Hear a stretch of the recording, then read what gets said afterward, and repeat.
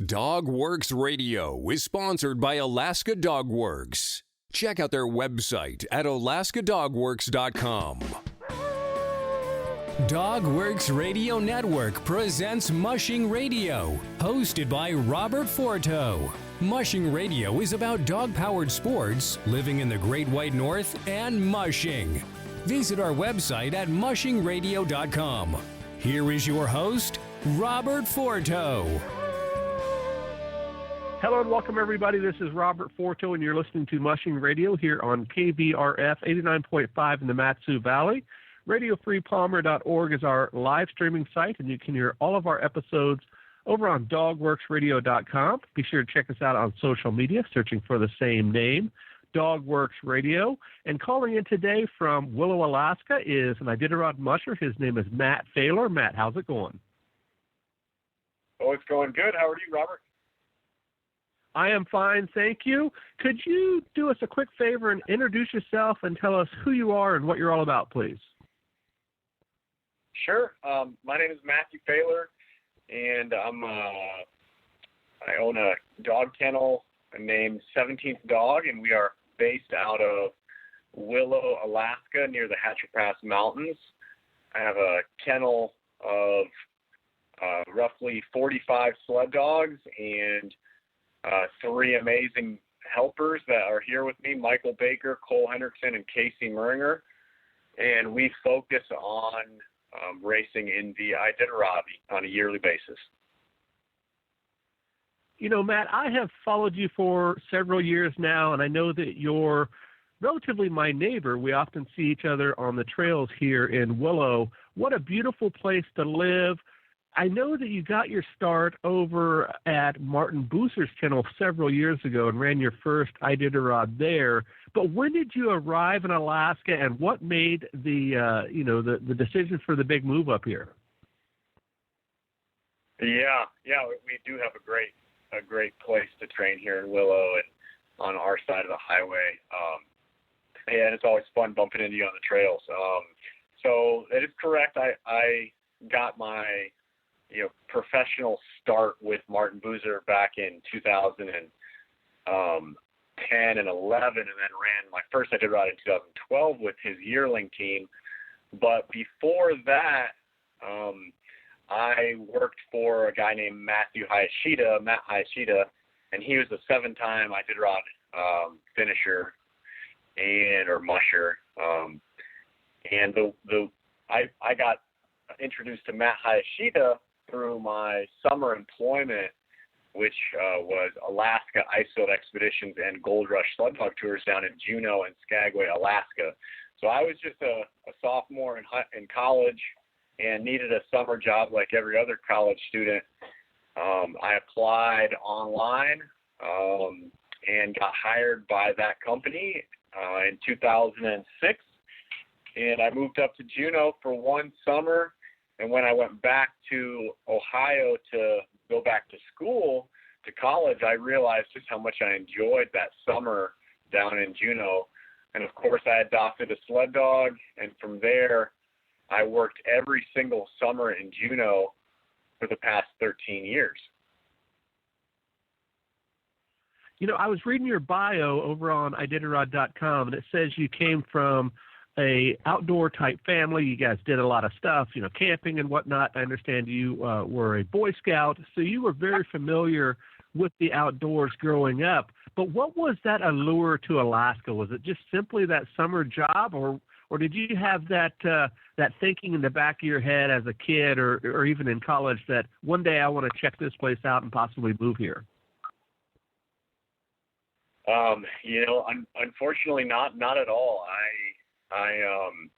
One of my good friends had worked in Skagway.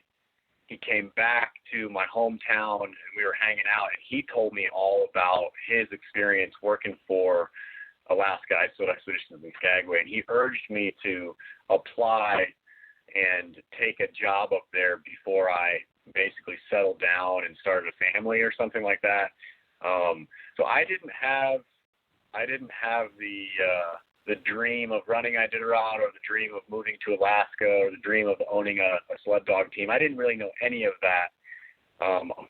until I was about 25, 24 years old, and took a chance on a summer job. So that was really my first taste, was just working up there in Juneau for one summer. I didn't really have any huge visions of moving to Alaska before that. Excellent. So now we fast forward many years later, and you worked at the tour company there that primarily catered to, I'm guessing, cruise passengers and the like. And then you ran Iditarod and whatnot. But now you're up here in Willow, and you're doing a similar tour type situation up here. Of course, you don't see near the traffic, I'm sure, that you saw down there. But can you tell us about who are you catering to up here and what the tours are like? Yeah, definitely. Well, it's been a long road to get to this point, to start your own business. But we're very excited to bring tourists and locals, anybody that wants to learn about dog mushing and see a professional kennel, and come just play with dogs and be a part of the team. So Alaska Mushing School is the company that I work with and through. My good friend Sean Williams started that. So he's got the marketing side. So alaskamushingschool.com, and then you can come see our dogs here in Willow. And we have some carts that we utilize on the property, and we take the dogs down onto our trail system, the same trails that we train on in the wintertime.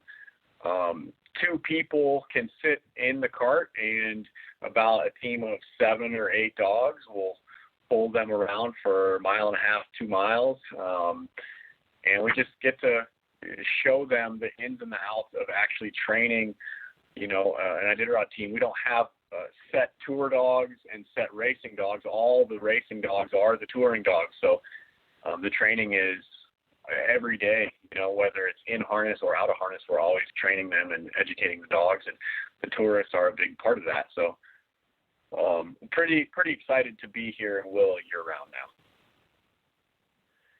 Matt, I've heard over the years many people have taken one of these tours, and the next thing you know, they are packing up and moving to Alaska and starting their own sled dog kennels, and one day running Iditarod or Yukon Quest or whatever.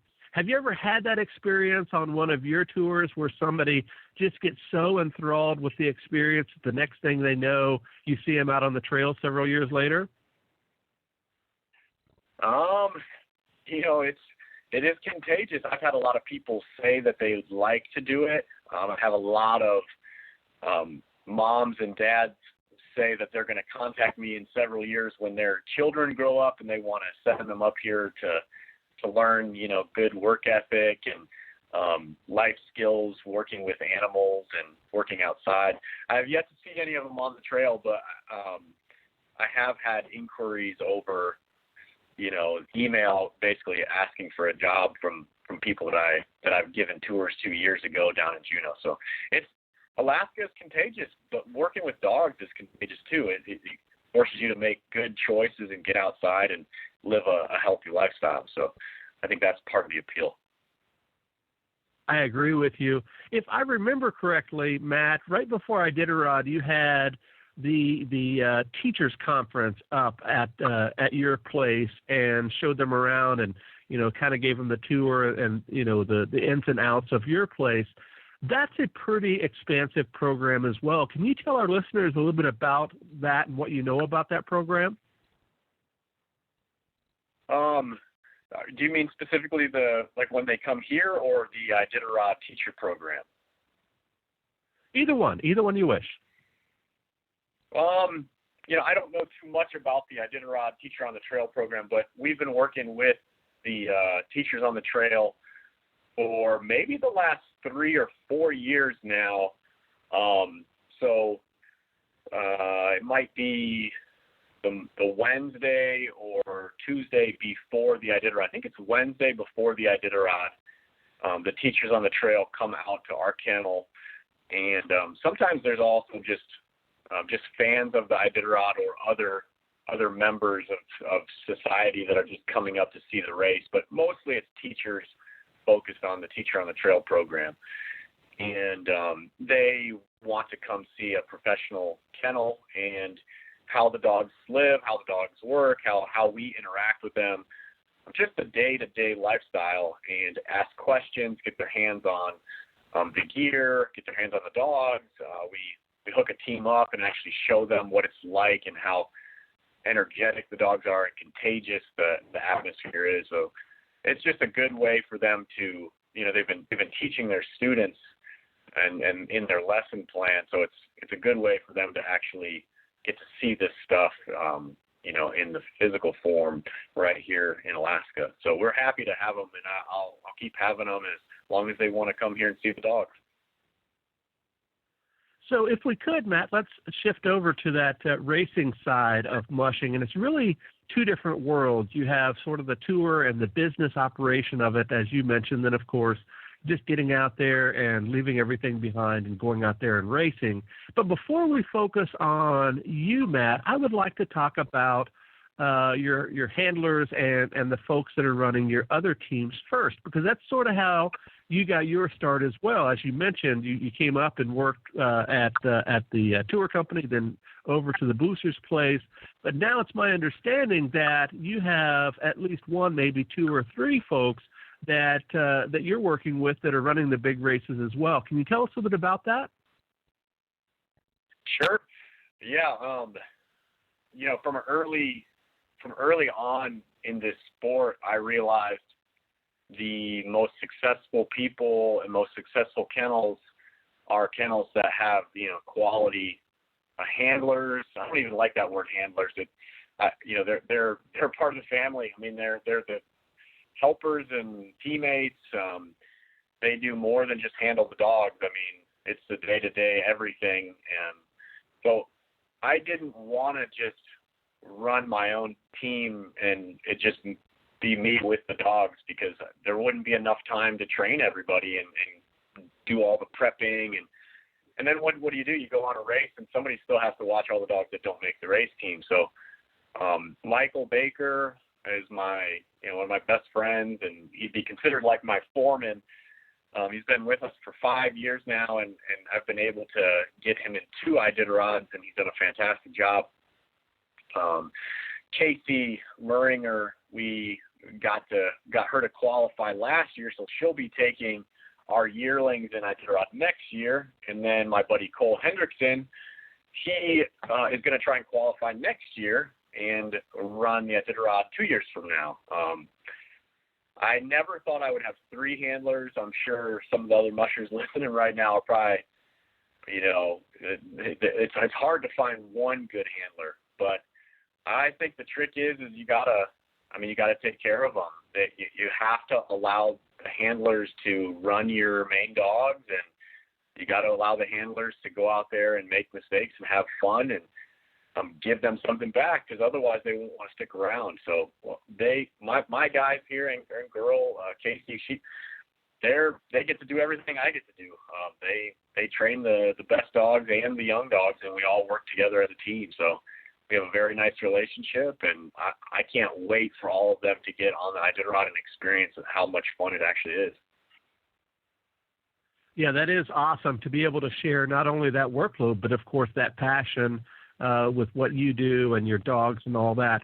Matt, do these folks live with you guys year round, or are they seasonal type help for you when they come up, in September, October, whenever? And if so, how does that work for folks that are coming up? Do they have to kind of jump right in and get their feet wet, or is it sort of a gradual process? As you mentioned, one of your crew is going to be running the Iditarod in 3 years. So is it kind of an apprentice program, I guess is my question, at your place? Yeah, I think that's pretty fair. I would say it's like an apprenticeship. We're in a good position where I actually have, a spare bedroom, and I have a very small cabin on the property. So the handlers live right here on site. At my old property, I could not have had this large of an operation. I just didn't have that much, that many outbuildings. So we're in a position where we can actually have the handlers live on site. They don't have to commute they can actually be immersed in the whole program and help out in every way. And I mean, if anybody's listening that wants to get into the sport of Iditarod or the sport of mushing or the Yukon Quest, I would strongly urge you to not go get your own dog team right away, but to actually become a handler, learn from, some established musher, and then move on, because, we're the ones footing the bill and we're the ones taking care of everything. If you just jump into it head first, it might be a bit overwhelming. So it's always good to go learn from somebody. You're either going to learn things that you really like or also learn things that you might do differently. So you can always take something from, your previous employer, if you know what I mean. That's great advice, and I think that's probably some of the best advice that you can give somebody that is thinking about doing this on a little bit larger scale than probably they are doing now. Most of our listeners, Matt, are the recreational type mushers. They have 1 or 2 dogs in the yard, and they do bike joring or quick runs around the park or whatever. So I think that's great advice as well.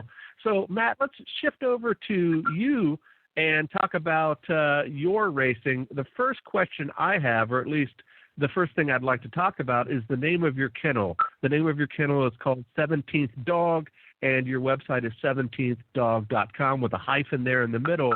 Is it my understanding that that's named after the 16 dogs on Iditarod, and you're sort of that 17th person of the team? That's pretty close, yeah. Most everyone assumes that I'm the 17th dog, but I guess we take it a step further. It's not me, but it's our team that we surround us with. So my handlers are the 17th dog, my mother, my father, our boosters, our sponsors. So, used to be in the old days, you could take 16 dogs on the Iditarod. So, all my fans and sponsors are considered the 17th dog, and they're the next dog on the team. But nowadays, you can only take 14 dogs on the Iditarod. So I guess we're just part of history. Hey, that's okay. And I love that analogy and how you bring everybody together, because it truly is a team effort, not only with your crew, the handlers, or what I like to call the pit crew of the mushing world. It really is your fans, your supporters, your sponsors, your family, everybody else that surrounds you, because it's very difficult to do on your own, isn't it? Yes. Thank you. It is. It's important. I grew up in Ohio, and I was a huge Cleveland Indians fan, and we wanted, when you go to the ball game, you want to feel like you're a part of something bigger than yourself. So the family buys all the hats and the jerseys, and you drive all the way up to the stadium, and you sit in those bleachers just to cheer on a guy that you've never met.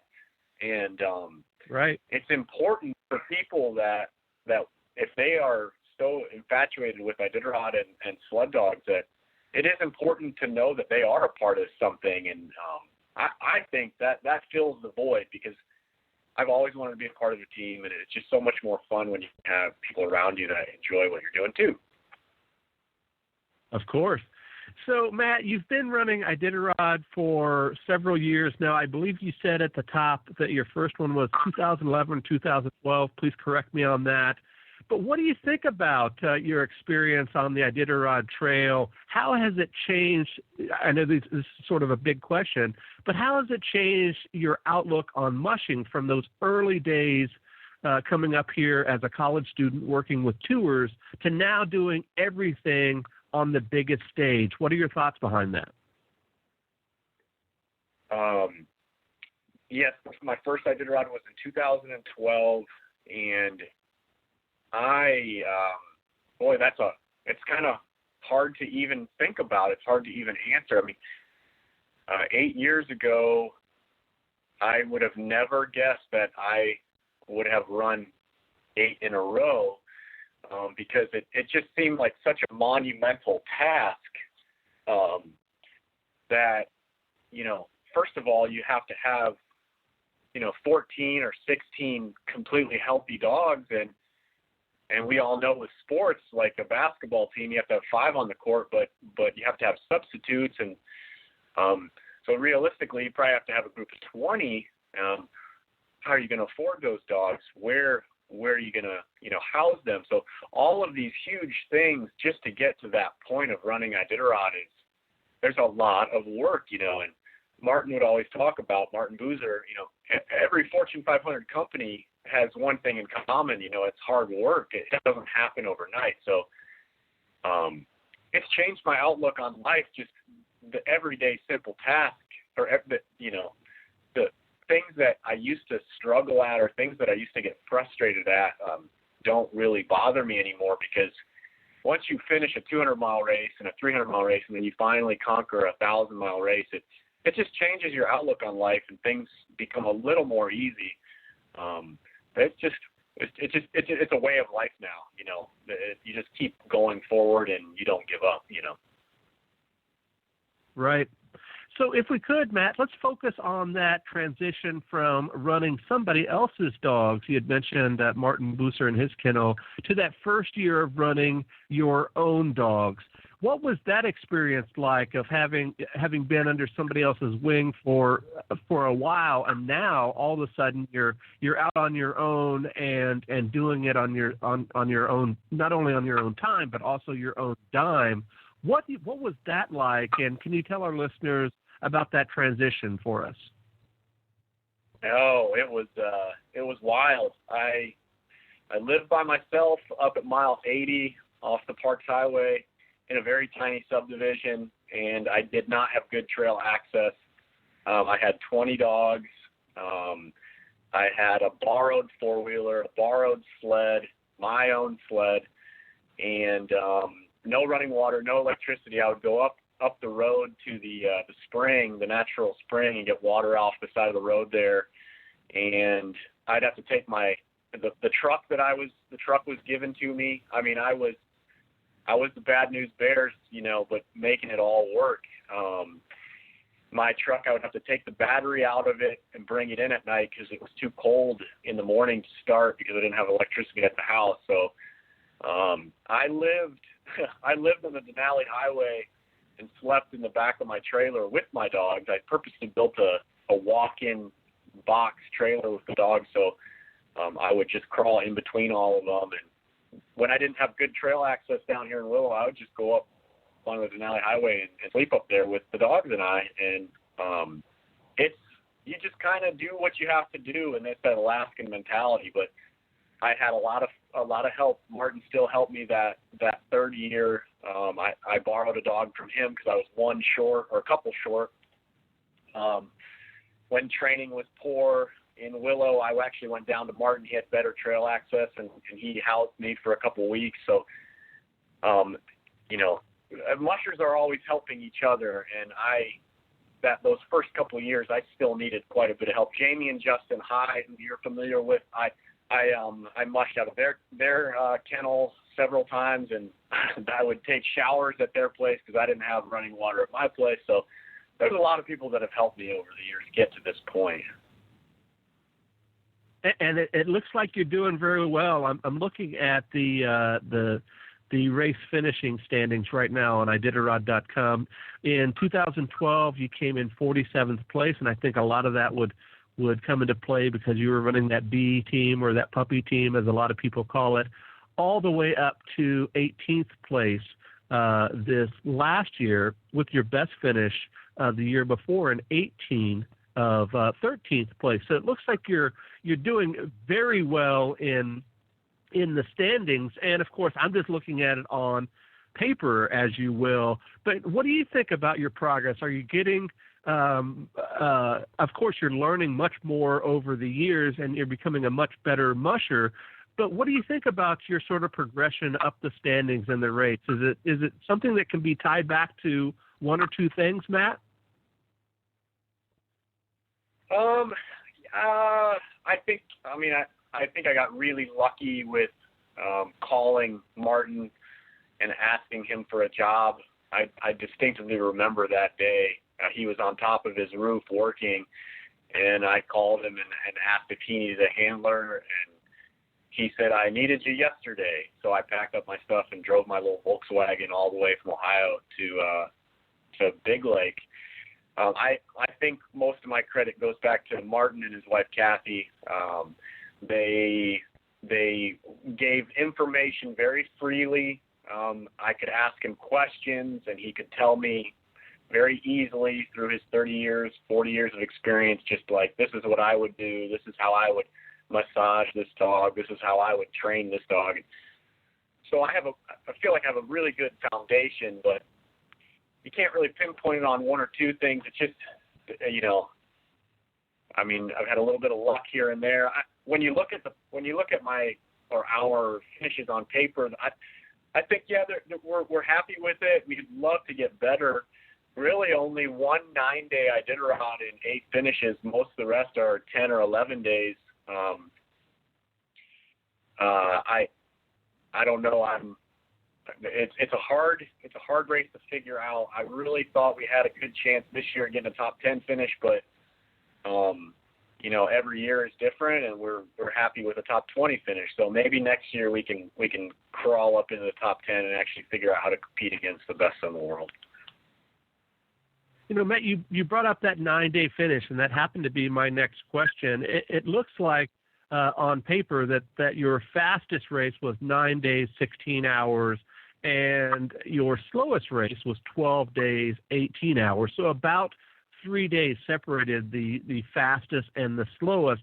Can you tell our listeners about what it's like with that extra 3 days on the trail? A lot of people follow Iditarod simply by following the tracker, and that's their experience with following the race. But what is the main difference of being out there 3 extra days, and how does that come into play in terms of preparation, strategy, and the whole 9 yards? Oh, it's brutal. Looking back at it, I remember my first Iditarod was 12 and a half days, and then we were finally able a few years later to get a 9-day. And when you're in Nome and then you see the 10-day finishers come in and then the 11-day finishers come in, and I've already had a couple hot showers and a meal, and I'm thinking to myself, man, a few years ago I was still out there on the trail, potentially at White Mountain at this point. It is a long, long race, and sometimes I don't think the dog teams and the mushers, the groups that are finishing 12 and a half days, they don't necessarily have to be out there for 12 and a half days. It's just that they haven't realized that it's actually a little better to keep moving than to just give the dogs the rest that they think they need, because sometimes it's too much rest. And obviously I'm speaking in generalities because every situation is a little different. But when I was a rookie, I was giving the dogs 6 and 8 hours of rest at a typical checkpoint. And most of the time that's too much, and it actually ends up hurting you because you're sitting around too long, and then it becomes a 12-day race. So everything is different. Every team is different. Every year is different. But sometimes it can hurt you to sit around that long. And that's a great point, Matt. I'd love to talk a little bit about that. I remember following the race this year when we were covering it daily here on the show, and I remember seeing where you were at and then seeing where your partner there, Michael Baker, was at. He was several checkpoints behind you, and that goes right into exactly what you were talking about, the different run and race schedules that you had with the A-team, I guess that you would call it, compared to his. How does that work into your strategy with that second team? I know most people hold it quite close to the vest in terms of race strategy, but how do you figure out what that second team is going to do compared to yours? Is it an age thing? Is it an experience thing for the musher? What goes into play into making those decisions? Yeah, I would say those that you just touched on are a big part of it. Specifically with our kennel here, we have a relatively small kennel. There's less than 50 dogs on the property.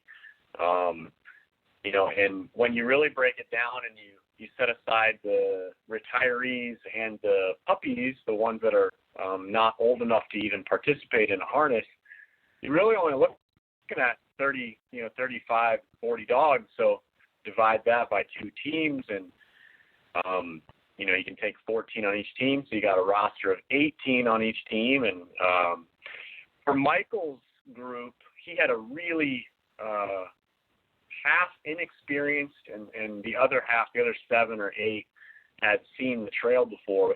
He was also a little hamstrung. He got the short end of the stick and got a few of the females in heat. So I think that was part of his, part of the reason why it was taking him a little extra time. Also, I had the majority of the quicking, or the more quick dogs, the faster team, if you will. So anybody listening, this year was a horribly slow trail. Even when it was a slick trail, it seemed slow. For whatever reason, the snow was really grippy and it was very abrasive. So Michael's traveling times were even slower than they would normally be, and so were mine. It had a lot to do with age and inexperience. And also, it was only Michael's second Iditarod, so he'll even admit that he was still learning, and I think it was maybe a year or 2 in between his last Iditarod. So the game changes. Each musher has to stay kind of relevant and keep learning too. Excellent. Matt, we have just a few minutes left, and I love to focus on the dogs on this show.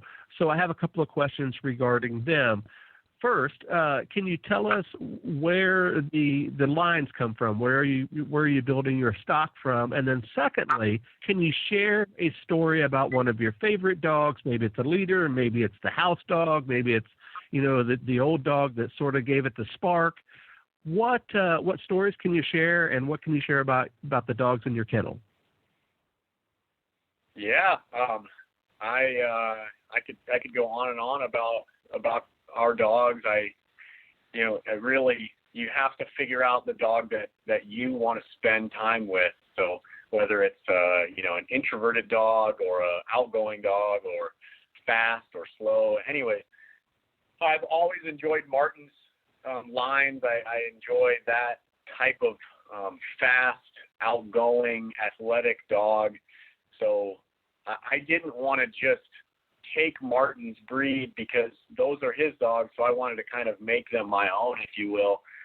And I was able to breed to Pete Kaiser's dog, Palmer, and Palmer is a 4-time Cusco champion 4 times in a row, and then he also is a top 10 Iditarod dog several times over.